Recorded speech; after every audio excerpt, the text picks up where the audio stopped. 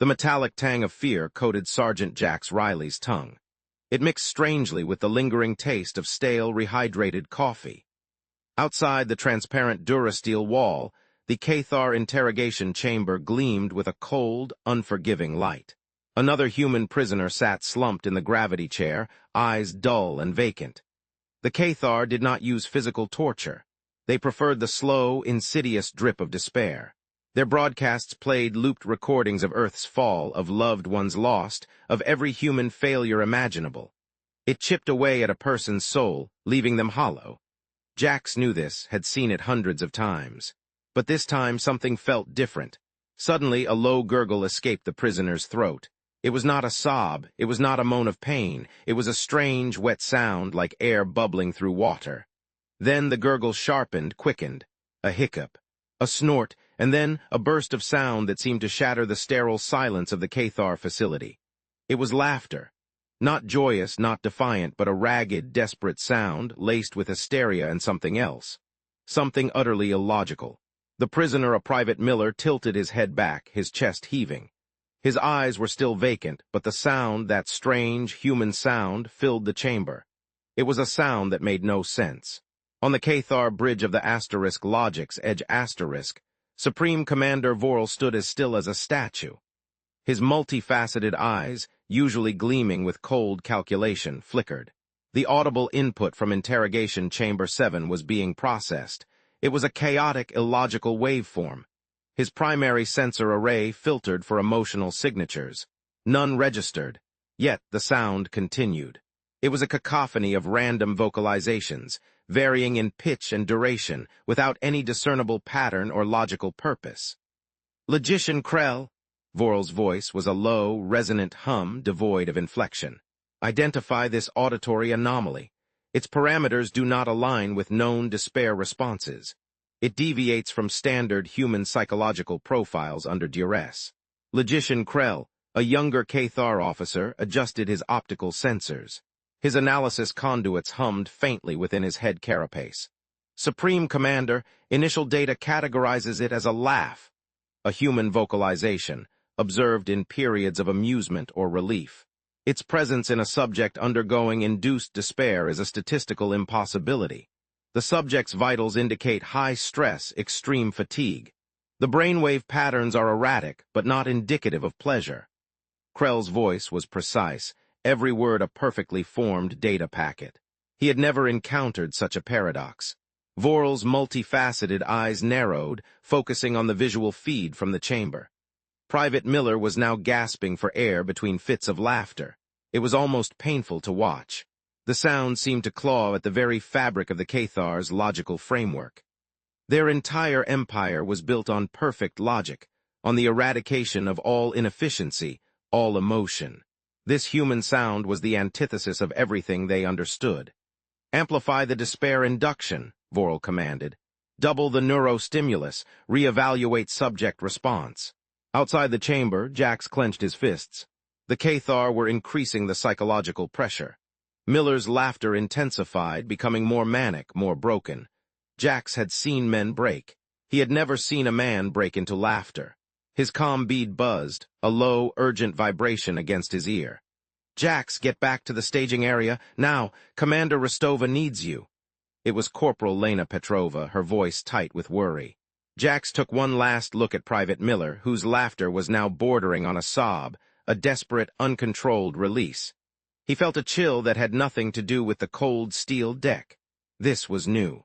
This was something the Cathar could not compute. And in that, there was a tiny, illogical spark of hope. He turned and moved through the sterile corridors, the distant, eerie sound of Miller's laughter echoing in his mind. A day later, on the human flagship Resilience Asterisk, Commander Eva Rostova stared at the projected image of Private Miller. He was back in the medical bay, sedated but stable. The Cathar had simply deposited him in a drop pod and sent him back to their lines. "They just dumped him?" asked Dr. Aris Thorne, a lean man with a perpetually curious gaze, his fingers still stained with the ink of his datapad. Thorne was the fleet's leading xenolinguist and a self-taught expert in alien psychology. "No debriefing, no demand for surrender based on his broken state." Eva tapped a finger on the tactical display. Nothing. Just a data burst confirming his identity and a standard return of non-viable asset message. They registered him as unresponsive to logic manipulation. Eva was a woman forged in fire, her face etched with the lines of command and endless strategy sessions. She understood the cold precision of the Cathar.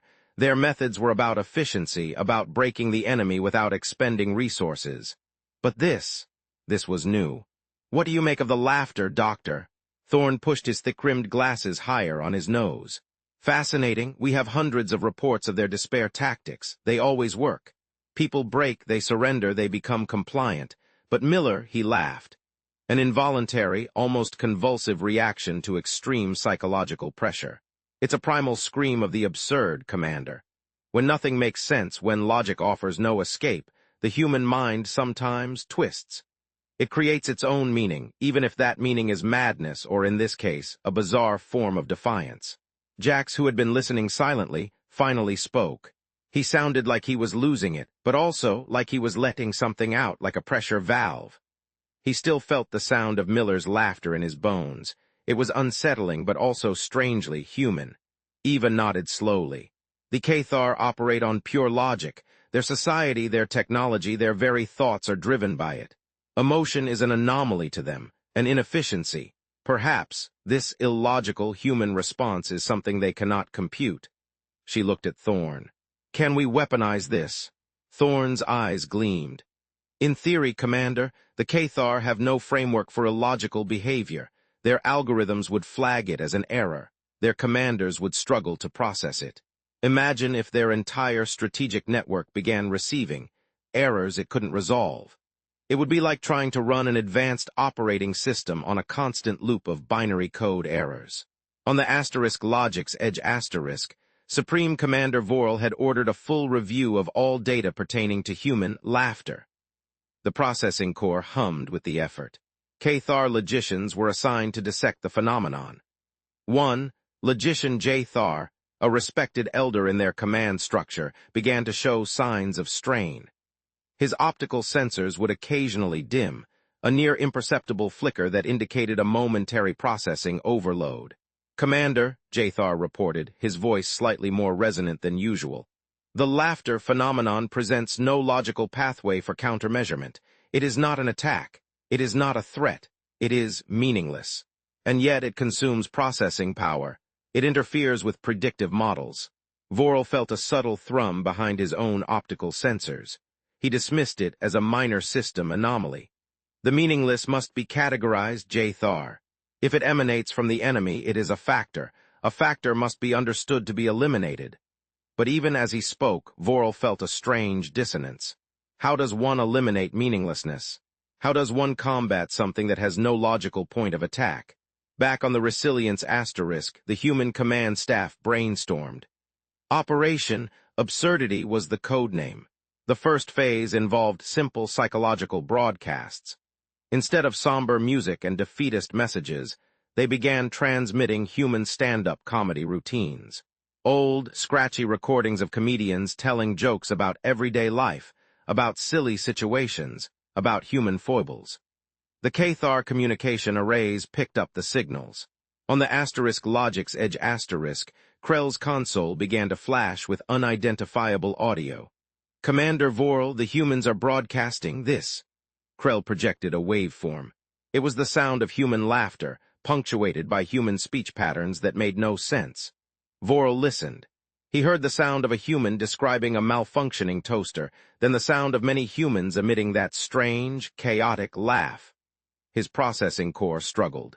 It tried to identify threat patterns. It found none. It tried to identify logical intent. It found none.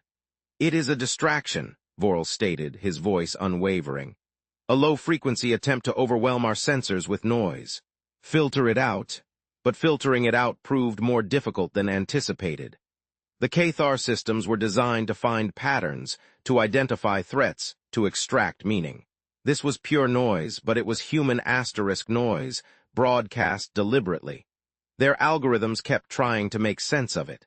Logician Jathar began to exhibit more frequent optical dimming. He would pause mid-sentence, his optical sensors flickering wildly, as if rebooting.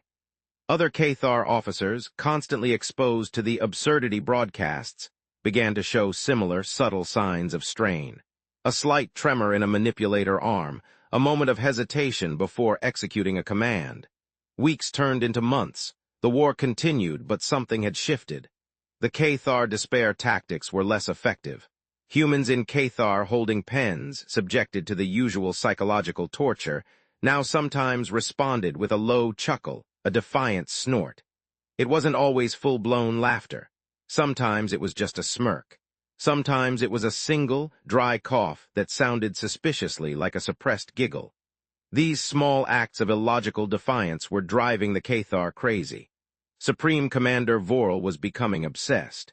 He spent hours in his private chambers, replaying the absurdity broadcasts. He would project the waveform patterns, tracing them with a single manipulator claw, searching for the underlying logic, the hidden message. There was none. It was just noise, yet it pulsed with something that felt like chaos. A dangerous, contagious chaos. One cycle, he found himself staring at the screen, a strange, hollow sensation in his processing core. He could almost hear the echoes of Private Miller's laughter. He dismissed it. A minor data corruption. On the Resilience asterisk, Dr. Aris Thorne had made a breakthrough. He'd accessed old Cathar historical files, captured during an earlier skirmish. These files, deep within encrypted subroutines, hinted at a different Cathar past. "Commander," Thorne exclaimed, his voice buzzing with excitement. The Cathar were not always purely logical. Millennia ago, their ancestors, the Catharii, exhibited emotional responses. They had art. They had what we would call play. They had laughter. But then there was a great purge of illogic. A period where their society systematically removed all emotional capacity, all inefficient thought patterns. They engineered themselves into the perfect logical beings they are today. Laughter in their ancient history was tied to their emotional core. It was one of the first things they purged. Eva Ristova leaned forward, her eyes fixed on Thorne. "So, our laughter isn't just illogical to them. It's an echo of something they eradicated. A ghost from their past they've tried to bury." "Precisely," Thorne confirmed. "It's a cognitive dissonance they cannot resolve. It challenges the very foundation of their self-identity. It reminds them of what they removed. It's not just noise. It's a fundamental challenge to their manufactured reality." This explained the Cathar officer's strange behavior. Logician Jathar was now suffering from what Thorne termed logic loop syndrome.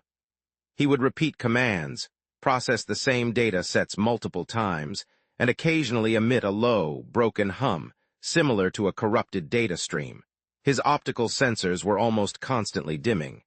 The purge of illogic had not truly removed emotion, it had suppressed it, and human laughter was poking at that suppressed memory, that ancient, forgotten part of their being. Jax was sent on a new mission. No longer just a sergeant, he was now a morale specialist, though he hated the title. His team's job was to infiltrate Cathar-occupied zones on human worlds, not to fight, but to laugh asterisk. To spread humor, to find the absurd in the dire. On the planet of Xylos, a human colony under Cathar occupation, Jax and his team, including Corporal Lena Petrova, found their first target, a Cathar processing center. It was a massive, sterile building where humans were forced to work, mining rare minerals for the Cathar war machine. The atmosphere was one of silent, dull despair. Jax and Lena disguised themselves as local laborers. They started subtly, a whispered joke during a lunch break, a silly grimace when a Cathar drone passed by. At first, the humans were scared, unwilling to respond, but Jax persisted. He'd tell an old joke, a classic one about a space captain and a grumpy alien, exaggerating his expressions, his voice low but clear. Lena would let out a small snort, then quickly cover her mouth. A few days later, a young man, tired and drawn, let out a quiet giggle. It was like a tiny crack in a dam. The Cathar overseers, observing with their cold, multifaceted eyes, registered the anomalous sounds. They ran scans. No physical attack, no rebellion, just laughter. Their processing cores flagged it as unauthorized vocalization. They issued warnings. But the humans, emboldened by Jax's quiet persistence, slowly, hesitantly began to laugh more. a nervous chuckle at a clumsy Cathar drone, a shared grin over a ridiculous situation. It was quiet defiance spreading like a contagion. The Cathar simply didn't know how to stop it. They couldn't punish laughter without acknowledging its purpose, and its purpose was meaningless. Supreme Commander Vorl was becoming unhinged. The reports from Xylos were flooding in. Persistent auditory anomalies. No logical threat identified. Command Unit Delta 7 exhibiting erratic decision-making. Logician Jathar's core processing unit has ceased functioning entirely. Vorl's own optical sensors were now dimming almost constantly. He saw phantom waveforms, heard echoes of human laughter even when there was silence. He had begun to isolate himself, spending hours in the Asterisk Logic's Edge Asterisk simulation chamber, trying to model human laughter. His simulations always failed, producing only chaotic noise. One cycle, Vorl slammed a manipulator claw onto his console. "It is a virus," he hissed, his voice a low, grating sound. "A data virus transmitted through illogical sound." His bridge officers, sensing the shift in their commander, stood even more rigidly. Krell, who had also begun to experience subtle optical flickers, felt a chill. Vorl was deviating from logical thought. On the Resilience Asterisk, Eva Rostova reviewed the Cathar's increasingly erratic tactical decisions. "They're making mistakes," she observed, pointing to a recent Cathar fleet movement that seemed counterintuitive, almost self-defeating. "Big ones, their command structure is breaking down." Thorne's report confirmed it. Commander Vorl's command decisions are showing increasing signs of irrationality. His recent orders are often contradictory or based on flawed data. He is exhibiting severe logic loop syndrome. He is projecting his own inability to process the meaningless onto the universe itself. Jax and Lena's team on Xylos expanded their operations. They used the Cathar's own communication network against them. They'd hack into public announcement systems, not to broadcast propaganda, but to play funny stories, silly songs, recordings of human children laughing. The Cathar had built their network for efficiency, not for censorship of illogical content. The sound spread throughout Xylos. The Cathar military units, patrol drones, and even the processing center guards were bathed in this strange, inexplicable noise. A particular incident solidified the Cathar's unraveling. On Xylos, a Cathar patrol unit, Unit Lambda 3, had surrounded a small human settlement. Their objective was to confiscate agricultural supplies. The human villagers, previously quiet and subdued, now faced the Cathar with a strange new resilience. An elderly woman, her face wrinkled and kind, stepped forward. Instead of pleading, she began to tell a story. It was a simple tale, a folk story about a clumsy space pirate. Her voice was soft but carried a strange, infectious lilt. The villagers, at first hesitant, began to smile. Then a few chuckled. Then a wave of low laughter rippled through the crowd. The Cathar of Lambda 3, trained for combat for logical response, froze. Their optical sensors flickered. Their processing cores overloaded. They tried to identify a threat. There was none, only sound, illogical sound. The Cathar commander of Lambda 3, unit designation Overseer 69, began to twitch. His manipulator arms jerked erratically. His internal comms buzzed with static. He heard the laughter, and in his mind it morphed into the ancient Catharii, dancing in strange, joyful rituals. He saw images of Cathar who had once felt. The horror of what his ancestors had purged of what he himself was lacking suddenly crashed down on his logical mind. He began to emit a high-pitched, grinding sound, not a scream, a sound of pure, logical breakdown. The unit stood paralyzed, unable to act, unable to compute. The villagers, seeing the Cathar's paralysis, laughed louder, emboldened. It was a joyous, defiant, utterly illogical cacophony. Overseer 69, unable to reconcile the input with his logical framework, simply shut down. His systems ceased functioning. He collapsed to the ground, a pile of inert metal and processing power. The rest of Lambda 3, witnessing their commander's sudden, inexplicable deactivation, experienced a chain reaction of confusion and systemic failure. They did not retreat. They simply froze. Some began to orbit in slow, confused circles. Others simply stood still, their optical sensors dimming. News of the Lambda 3 incident reached Supreme Commander Vorl. He smashed his manipulator claw against the console, a rare display of illogical fury. "It is a contagion," he roared. "This laughter is corrupting my forces." He ordered a sector-wide purge of all human cultural broadcasts. He ordered the systematic silencing of all human settlements. The Cathar, designed for order, were now engaging in illogical, desperate actions. Eva Rostova received the reports. "They're panicking," she stated calmly. "Their logical systems are failing. The contagion has spread." She ordered a new phase, Operation Viral Merriment. Human ships, instead of firing weapons, now broadcasted amplified laughter, not just any laughter. Recordings of children's laughter, bright and pure. The sound waves, amplified to incredible levels, washed over Cathar starships and orbital platforms. On the bridge of the asterisk Logic's Edge asterisk, the sound hit with the force of a physical blow. Logician Krell reeled, his optical sensors flickering wildly. The bridge crew was in chaos. Some Cathar officers were slamming their manipulator claws against their consoles, trying to shut down the incoming signal. Others were emitting low, distressed hums. Krell saw Commander Vorl. Vorl was standing rigidly, his optical sensors glowing with an unnatural, furious light. He was shaking. His voice, when he spoke, was distorted, like a corrupted data file. "Silence it! Silence the meaninglessness! It will corrupt us all." But the Cathar ships were not designed to filter out this kind of noise. They were designed for battle, for data analysis, for logical communication. This was an invasive, illogical wave that bypassed their firewalls. The sounds of pure, unadulterated human joy, of spontaneous mirth, permeated their very structure. Cathar bridge officers began to twitch, to jerk, to repeat meaningless phrases. Some simply powered down, their processing cores collapsing under the unbearable weight of the illogical. Krell, watching the chaos, felt a strange sensation in his own processing core. A flicker, a resonance. He heard the sound of the children's laughter, and for a fleeting moment he saw an image, not a data image.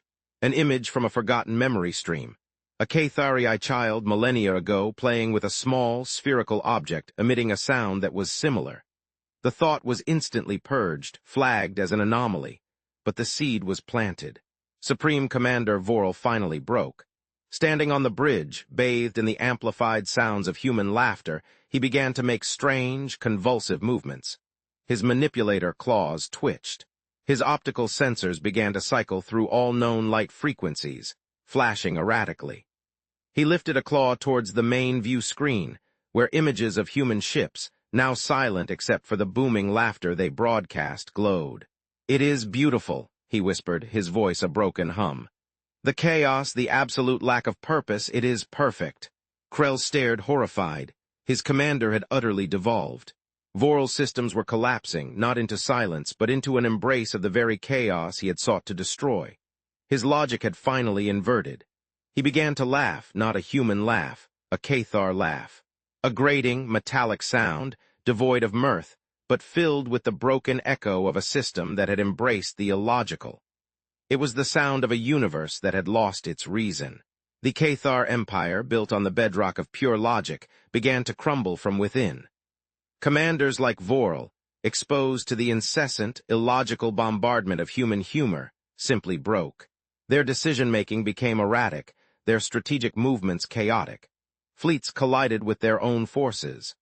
Commands were issued that contradicted previous orders. Their highly efficient, rigidly structured society could not cope with a phenomenon that defied categorization. The laughter sickness spread from the command ranks to the general populace. As Cathar citizens, exposed to the increasingly nonsensical orders of their leaders, began to question the very logic their society was built upon. Some, driven to mental instability, even started to mimic the human sounds, producing their own broken, illogical laughter. On the Resilience asterisk, the human command staff watched the Cathar Empire's rapid disintegration with a mix of awe and grim satisfaction. "We didn't defeat them with weapons," Eva Rostova murmured, her gaze fixed on the tactical display showing the Cathar home world descending into chaos. "We defeated them with something they couldn't understand, something they couldn't classify as a threat, because it was so utterly pointless. Jax Riley stood beside her, a genuine smile on his face. "Turns out, a good joke can be more powerful than a plasma cannon, Commander." He chuckled, a soft, warm sound that filled the command center. Dr. Aris Thorne nodded, his eyes bright with intellectual triumph. Their rigid logical framework was their greatest strength and their ultimate weakness. Humanity's capacity for the absurd, for finding humor in the darkest moments, is our unique defense. It is our greatest weapon, because it is something no purely logical entity can ever truly comprehend, let alone defeat. The Cathar Empire did not fall in a blaze of glory or a thunder of battle. It imploded quietly, illogically. Their ships, once symbols of efficient power, drifted aimlessly in space, their crews either inert or driven mad by the meaningless sounds that now echoed in their processing cores. The galaxy, once under the silent, crushing grip of the Cathar, slowly began to breathe again. Years later, the remnants of the Cathar were few. Some had been taken in by other, more empathetic species, who tried to help them reintegrate, to understand the emotions they had so long denied. Many simply vanished, their logical cores unable to rebuild after being so thoroughly shattered. Krell, having survived the purge by retreating to the deep outer rim, was one of the few who tried to find a new path. He now lived on a desolate, isolated moon, studying the preserved human broadcasts, endlessly trying to find the logic in laughter. His optical sensors still flickered, but now sometimes he would emit a low, resonant hum, a sound that was almost thoughtful. He would never fully understand, but he was trying, and humanity, forever changed by the encounter, carried the lessons with them. The galactic community, watching humanity's rise, saw a species unlike any other. They were not the strongest, not the fastest, not the oldest, but they were adaptable, they were resilient, and they were illogical. They laughed in the face of despair. They found humor in the impossible. And in that simple, pointless sound, they had shattered an empire that had believed itself invincible. The echoes of human laughter, bright and clear, now truly did ring through the quiet vastness of space.